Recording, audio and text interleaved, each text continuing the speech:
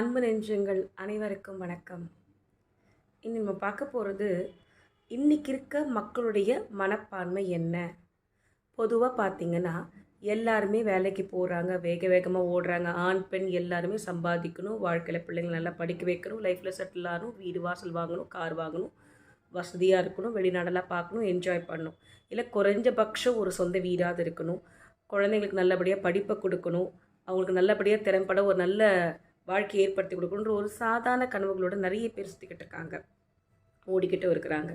இந்த மாதிரி ஓடுற வேகத்தில் என்ன பண்ணுறாங்க, அப்பப்போ நேரம் கிடைக்கும் போதெல்லாம் அவங்கள ஒரு ரெஸ்ட் எடுக்கிறதோ இல்லைனா உலக விஷயங்கள் தெரிஞ்சுக்கணும் அப்படின்ற ஆசைப்படுறதுல மொபைல் ஃபோன் கைபேசியில் எடுத்து நிறைய விஷயங்கள் பார்க்குறாங்க, பொதுவாக பார்க்க ஆரம்பிக்கிறாங்க. அப்போ என்ன பண்ணுறாங்க, ரீல்ஸு ஸ்க்ரால்ஸ் நிறைய இப்படி ஸ்க்ரால் பண்ணி நிறைய ரீல்ஸ் பார்த்துக்கிட்டே இருக்கிறாங்க.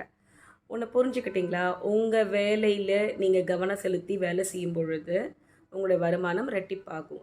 ஆனால் உங்களோட வேலையும் உழைப்பையும் மறந்துட்டு நம்ம இந்த ஃபோனில் அடிக்ட் ஆனோன்னா, ஆனால் உண்மையிலே இதை வச்சு சம்பாதிக்கிறாங்க பாருங்கள், உட்காந்துக்கிட்ட அவங்க தான் சம்பாதிச்சுட்டு போவாங்க. நான் நிறைய பேரை பார்க்குற காணொலியில் இப்போ பார்த்திங்கன்னா நிறைய பெண்கள் லைவ்னு சொல்லிட்டு ராத்திரியில் போடுறாங்க.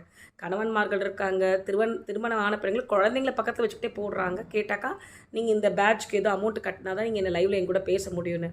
மாதிரி ராத்திரி 9:30 மணி 10 மணிக்கு என்னம்மா லைவு, நீங்கள் தான் இன்றைக்கி ஐநாவில் என்ன நடக்க போகுதுனோ, இல்லை ட்ரம்ப்பை எப்படி மனசை மாற்றலான்ட்டோ, இல்லைனா இந்த நாட்டுக்கு எதை இந்த டாஸ்மார்க்லாம் எப்படி மூடலானோ, இல்லை மக்களெல்லாம் எப்படி மனசை திருத்தலானோ அப்படின்னு எதாவது பேச போகிறீங்களா? இல்லை இந்த மலைகள்லாம் இந்த மாதிரி அழியுதே, காடுகள்லாம் அழியுதே, மரங்கள்லாம் அழியுதே, அது எப்படி நம்ம உருவாக்கணும்னு பேச போகிறீங்களா? நான் இன்றைக்கி தோசை பட்டினேன், சட்னி பண்ண காத்துறது நீ அழகாக இருக்க, ஊரில் இருக்க ஆம்பளை நம்மளை அழகாக இருக்குன்னு சொன்னேன்னா அழகாக இல்லைன்னா சொன்னா என்னம்மா, கட்டினம் அழகாக இருக்குன்னு சொல்லி கல்யாணம் பண்ணிக்கிட்டான், ஒரு குழந்தைய பிறந்துருச்சு, வாழ்க்கை ஓடுது. என்ன மேடம் லைவில் சாட்டு, என்ன மனநோய் பிடிச்சிருக்குங்க எல்லாருக்கும் எனக்கு புரியல.